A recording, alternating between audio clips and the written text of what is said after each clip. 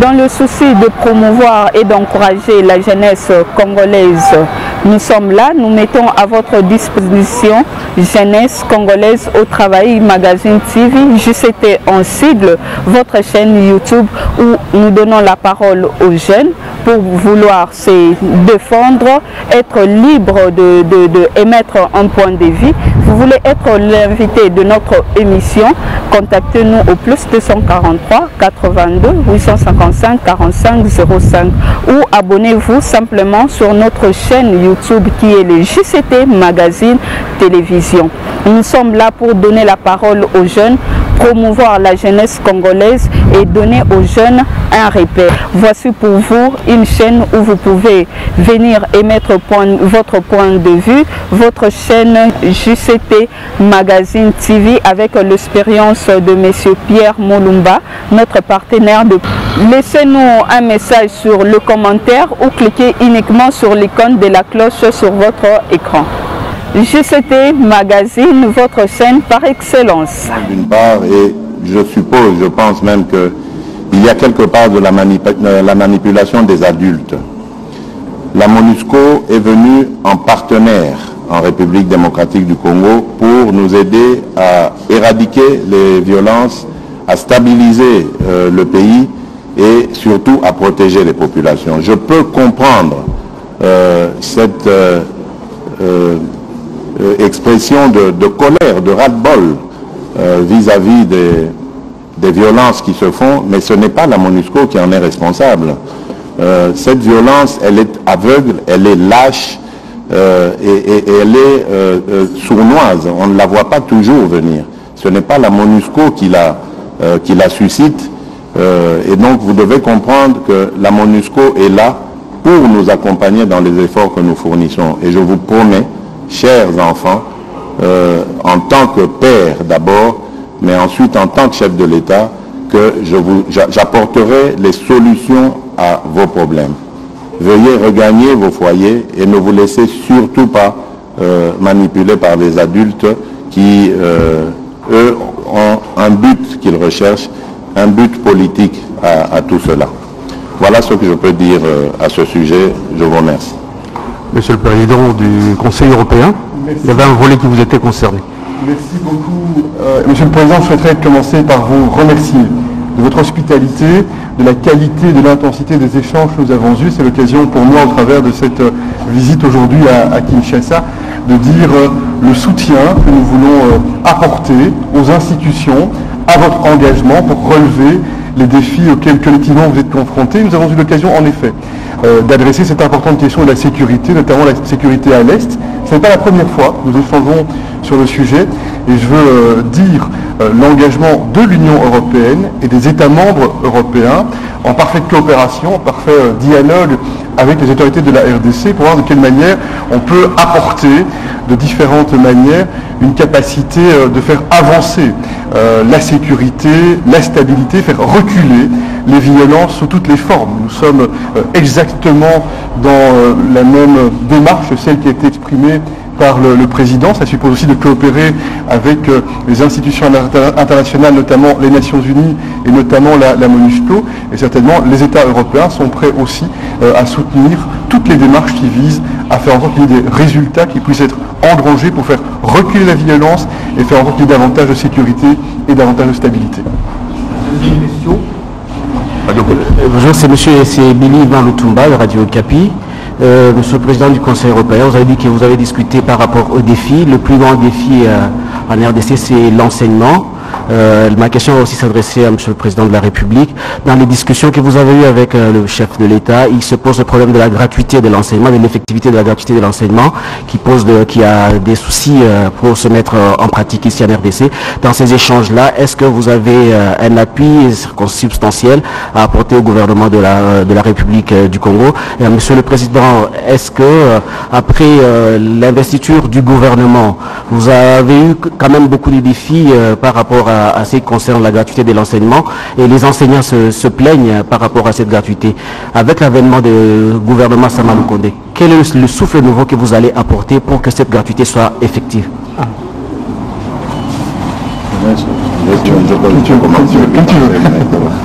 Bien, merci. Comme vous le savez, la gratuité de l'enseignement est un des piliers de mon programme, de ce quinquennat, et j'y tiens particulièrement. Vous savez que c'est dans des conditions difficiles, quasi impossibles, que nous l'avons lancé en 2019. Malheureusement, nous avons connu un ralentissement de la mobilisation de nos recettes avec cette pandémie, mais ça ne nous a pas découragés pour autant, et surtout, nous avons été encouragés par les appuis budgétaires qui nous ont été octroyés par les institutions financières, FMI, Banque mondiale, et cela nous a davantage encouragés. L'avènement de ce gouvernement va nous permettre de mieux nous focaliser sur le secteur en question, la gratuité de l'enseignement, en mobilisant davantage de moyens. Et on a vu, avec les procès que vous connaissez, que des moyens ont été détournés, des moyens congolais, des moyens mobilisés par l'État congolais. Donc ça veut dire que nous ferons davantage attention à cela. Et avec ça, nous allons déjà arriver à remédier à certains besoins. Et nous comptons toujours sur ces appuis budgétaires qui vont nous permettre donc de boucler le budget.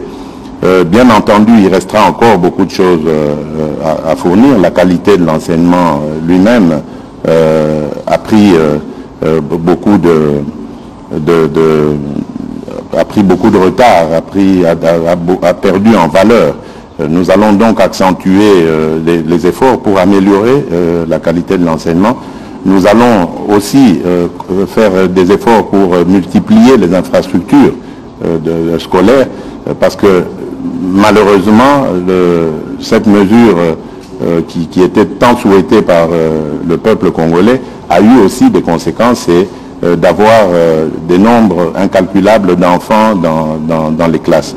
Donc nous allons aussi aller dans ce sens, et le partenariat justement avec l'Union européenne, c'est celui-là aussi, celui d'obtenir des accompagnements, du soutien, des conseils, de l'encadrement, du renforcement de nos capacités pour y faire. Donc je pense que je reste optimiste, et nous allons réussir à relever ce défi. Merci beaucoup. L'éducation est un levier puissant pour le développement, pour le progrès, pour la capacité de relever le défi. Et en cela, nous voulons soutenir l'ambition très forte qui a été exprimée par le président dès son entrée en fonction, dès son entrée en responsabilité. Et on a eu l'occasion dans nos échanges d'aborder de manière plus opérationnelle, plus concrète, de quelle manière, notamment au travers des programmations pour le partenariat entre la RDC et l'Union européenne sur le plan bilatéral, on peut identifier les secteurs, les thèmes pour lesquels on veut être un partenaire loyal, solide et engagé. Nous voulons soutenir parce que nous savons qu'il y a des défis importants. Nous savons que le président et le gouvernement qui vient de s'installer a une vision avec un certain nombre de priorités qui doivent être relevées au départ des autorités, au départ des institutions, et l'Union européenne veut s'inscrire dans une démarche de partenariat et de soutien. Il y a la dimension économique qui est importante. Faire en sorte, et le Covid-19 est un choc qui frappe le monde, et ce pays n'échappe pas, faire en sorte que l'on puisse investir pour les infrastructures, investir pour attirer le secteur privé à croire dans le pays et à développer de l'activité, développer de l'emploi. Il y a la dimension de l'éducation qui a été mentionnée, il y a la dimension de la santé, on en a parlé également beaucoup, parce que pour le bien-être de la population, la capacité de faire progresser les infrastructures, de faire progresser la qualité pour les soins de santé est aussi un enjeu extrêmement important. Et on a aussi abordé, je n'y reviens pas, la question de la sécurité, parce que la sécurité et la stabilité sont aussi les conditions pour réussir à faire en sorte que l'on progresse.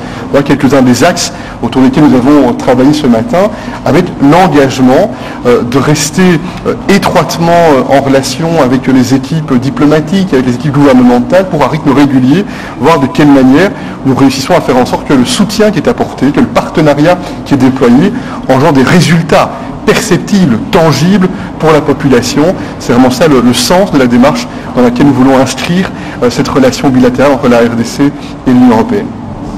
Troisième question, la Voix de l'Amérique. Bonjour messieurs, Anastasie Toudier chez La Voix de l'Amérique, Voice of America. Vous avez individuellement, l'un et l'autre, fait état de votre engagement et de vos préoccupations quant aux questions environnementales.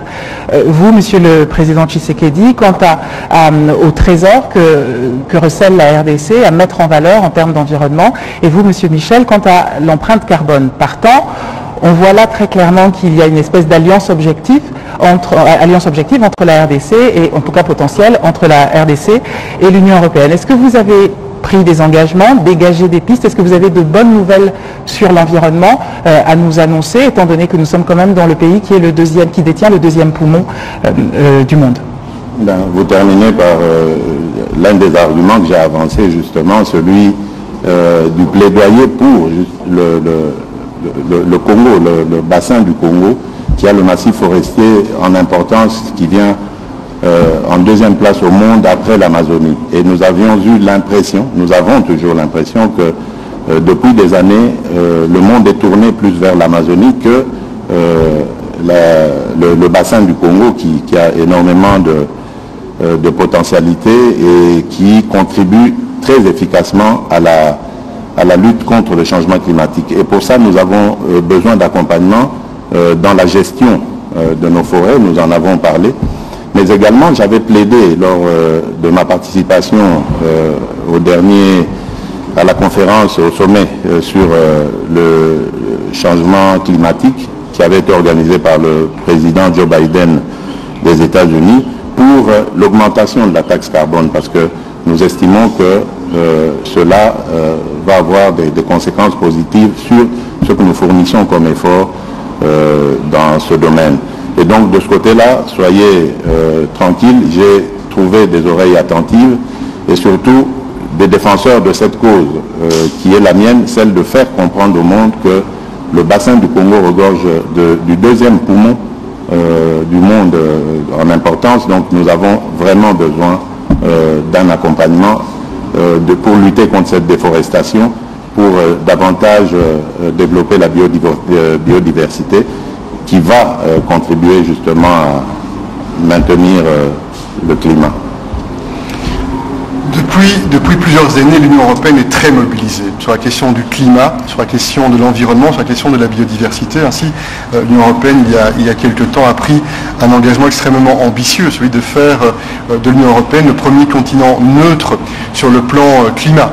Et dans ce cadre-là, dans le sommet auquel nous avons participé ensemble, organisé par Joe Biden, j'ai eu l'occasion d'insister sur l'importance de la perspective internationale du prix du carbone.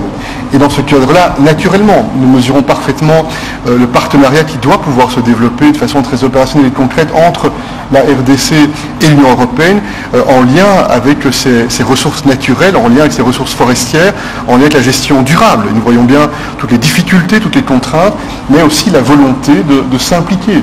Je disais au président que pendant longtemps, les symboles en termes d'image de cette bataille pour le climat étaient liés à l'Arctique, étaient liés à la banquise, et c'est effectivement un symbole et une image importante qui nous frappe et qui doit nous mobiliser. On doit considérer que les forêts, et y compris ce bassin du Congo, est aussi un des éléments pour lesquels on doit être mobilisé pour faire avancer cette cause vitale pour l'humanité, faire reculer cette menace climatique, garantir la biodiversité et le faire dans le dialogue, dans le respect de chacun, et dans ce cadre-là aussi, c'est un des points qui a été identifié afin qu'il y ait ce carnet de route, cette feuille de route commune qui va nous permettre maintenant, au départ des impulsions qui sont données aujourd'hui, de tenter d'engranger des résultats, de faire des pas en avant dans la bonne direction. Quatrième et dernière question, Radio 4. Radio. Bonjour, Christian Lusakweno, Top Congo FM. Alors, première double question. La MONUSCO, c'est la mission de l'ONU pour la stabilisation du Congo. Elle a changé de mandat quand la situation s'est améliorée. On a donc mis de côté les missions avec un mandat plus fort, comme ce fut le cas avec l'appui de l'Union européenne de Artemis. Est-ce qu'avec la situation actuelle en Ituri, mais aussi à l'Est, on peut penser à une deuxième mission avec un mandat plus sur les groupes armés? Toujours pour rester à l'est de la République démocratique du Congo, le ministère de l'intégration régionale avait pour mission, avec les pays voisins, de faire en sorte que la coopération, le business laisse le pas au commerce illicite du diamant, qui semble des minerais, qui semble être la cause principale de la recrudescence de cette violence. Le prix Nobel de la paix, le docteur Mukwege, avec la députée européenne Maria Arena, a lancé une initiative pour la certification de ces minerais. Est-ce que l'Union européenne ne voit pas là la possibilité de contrôler ce flux de capitaux, de minerais? Est-ce que, en ne s'exprimant pas clairement sur ce sujet, elle ne laisse pas libre voie aux seigneurs de guerre? Merci. Merci beaucoup pour cette question, parce qu'elle va me permettre de donner un message que j'espère très fort sur le sujet. L'Union européenne, les États membres, on est très mobilisés pour engager davantage de responsabilité et davantage de traçabilité. Parce que l'on voit bien les chaînes commerciales, les chaînes d'exploitation, avec un certain nombre de conséquences qui sont désastreuses en termes de sécurité, en termes de tragédie, en termes de négation des droits humains fondamentaux. Et c'est là pour laquelle je voudrais attirer l'attention sur une décision qui a été prise et qui est entrée en vigueur en début de cette année, en janvier. C'est un règlement qui vise à garantir pour les opérateurs européens la traçabilité et la responsabilité. Et on a évoqué ce thème, notamment avec le président, le Premier ministre, parce que je pense que cette décision qui est prise sur le plan européen va soutenir les efforts qui sont menés par les autorités pour qu'il y ait davantage de transparence, davantage de traçabilité, ramener de la sécurité et de la stabilité par ce biais-là. La question maintenant sécuritaire, la MONUSCO ou d'autres missions de dimension plutôt européenne, quelques éléments par rapport à cela. D'abord, dans le cadre des Nations Unies, y compris au Conseil de sécurité des Nations Unies, où plusieurs États européens sont membres de ce Conseil de sécurité, il est certain qu'il y a régulièrement des évaluations, des discussions sur les différents mandats en lien avec les missions des Nations Unies. C'est le cas très certainement aussi pour la MONUSCO, et l'Union européenne, les États membres, on est prêts à être engagés avec nos partenaires internationaux et bien entendu avec les autorités de la RDC sur ce sujet-là. Sur le plan européen, sans parler nécessairement de la comparaison avec Artemis, il y a une capacité et une volonté aussi dans le dialogue qui a été entrepris depuis quelques temps maintenant avec le président, de regarder comment on peut mobiliser du support, par exemple en termes du renforcement des capacités, en termes de soutien pour faire les réformes de sécurité nécessaires, en termes de formation également, pour avoir cette capacité de jouer un rôle positif, stabilisateur, mais chaque fois en lien avec les priorités de la RDC, avec les priorités qui doivent être exprimées par le président, par les autorités. C'est dans ce cadre-là que nous voulons chaque fois vérifier comment on peut mobiliser nos expertises européennes, nos forces européennes, nos atouts européens au service de cet objectif commun qui est la sécurité et la stabilité. Et puis, on salue aussi les efforts qui ont été faits sur le plan des relations avec les voisins pour prendre en considération cette dimension régionale et ce dialogue qui est engagé pour traiter aussi dans une perspective régionale un certain nombre de situations qui, nous le mesurons bien, suppose que chaque fois que l'on améliore les coopérations en matière économique, en matière politique, on contribue aussi sur le long terme à amener plus de stabilité. Voilà, Monsieur le Président du Conseil européen, Excellence Monsieur le Président de la République, vous pensez bien que les questions sont nombreuses, mais nous allons nous arrêter là compte tenu du programme chargé. Laissez-moi vous dire simplement grand merci. Merci.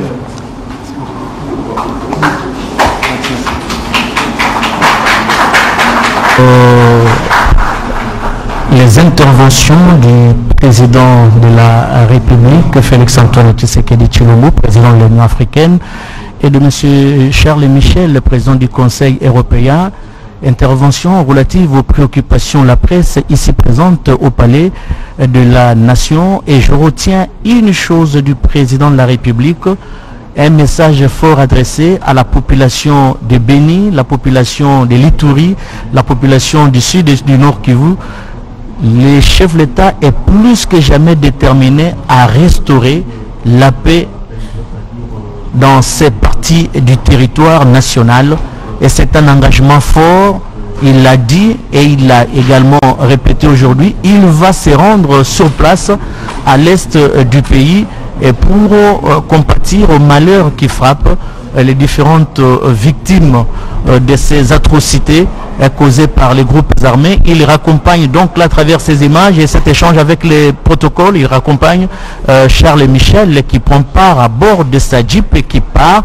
Les deux personnalités vont certainement se retrouver dans quelques minutes ou dans quelques heures pour la remise officielle. Sinon, si le président n'y sera pas, il va certainement mandater soit le Premier ministre, soit un membre du gouvernement. Mais je crois que les dispositions ont été prises pour que le président de la République soit personnellement présent à cette importante cérémonie qui aura lieu, nous le rappelons, au port fluvial de l'Onatra. Il y a 2 bateaux baliseurs qui seront donnés à la régie des voies fluviales pour le balisage du fleuve Congo et ses affluents. Voilà Charles Michel qui quitte donc là le palais de la Nation qui va se rendre certainement dans son hôtel ou à la délégation de la commission de l'Union européenne ici à Kinshasa. Mais je vous rappelle que tout à l'heure les deux personnalités vont se retrouver pour la cérémonie de tout à l'heure et la RTNC a pris toutes les dispositions possibles pour la retransmission de cette cérémonie. Je disais tout à l'heure en rapport avec l'insécurité dans la partie est du pays, le président de la République, Félix Antoine Tshisekedi Tshilombo, est plus que jamais déterminé à mettre fin à cette aventure qui a trop duré, et les nouvelles en notre possession font état l'arrivée sur place des soldats congolais, des militaires qui sont allés renforcer les unités qui sont déjà sur place, et c'était une lueur d'espoir de la part de la population de Beni et la population de Goma, la population de Bunia. Et dans quelques jours, quelques semaines certainement, le garant de la nation s'y rendra pour mettre fin à cette aventure. Et le président de la République qui va prendre part à bord de sa Jeep, je crois que immédiatement après, les deux personnalités vont se rendre au niveau du port fluvial de l'Onatra. Le président prend part à bord de sa Jeep. La direction, nous allons voir, mais la destination, nous ne serons pas en mesure de vous donner la destination, mais ce qui est vrai est qu'il y a une autre cérémonie qui est prévue au niveau du port fluvial de l'Onatra pour la remise des baliseurs pour la circulation au niveau du fleuve Congo et ses affluents. Très chers téléspectateurs, grand a été pour nous le plaisir, grand a été pour nous, merci Monsieur Miché, merci pour cette sympathie, grand a été pour nous le plaisir de vous retransmettre en direct cette tête-à-tête entre le chef l'État congolais, Félix Antoine Tshisekedi Tshilombo, président de l'Union africaine, et Charles Michel, président du Conseil européen. Regardez, je suis entouré par mes confrères de tous les jours. Il y a Astrid au Congo pour le Swahili et Mathieu Modibangu pour le Lingala. Il fignole bien sur Lingala, je l'aime bien. C'est toute l'équipe de la RTNC qui était mobilisée, l'équipe technique ici. Avec la réalisation de John Bidoya, toute l'équipe technique, je ne saurais citer le nom de tout le monde. J'ai dit bonjour et merci, et surtout au directeur général de la RTNC, Ernest Kabila. Merci également au ministre de l'Information, Patrick Mouyaya, qui vient d'arriver et qui a trouvé un secteur avec beaucoup de problèmes. J'espère qu'il a la capacité de les résoudre parce que les compétences, il y en a. Il suffit d'une simple volonté politique pour que les choses changent. Grand merci à toutes les stations provinciales qui nous ont pris en relais et télévisions partenaires qui nous ont pris en relais. Merci à l'équipe technique qui est sur place à la RTNC Lingala. Merci. Nous allons remettre l'antenne momentanément à la RTNC Lingala pour chercher Edith Tchala afin de couvrir la cérémonie de tout à l'heure de remise des 2 baliseurs à la République démocratique du Congo. Merci et au revoir.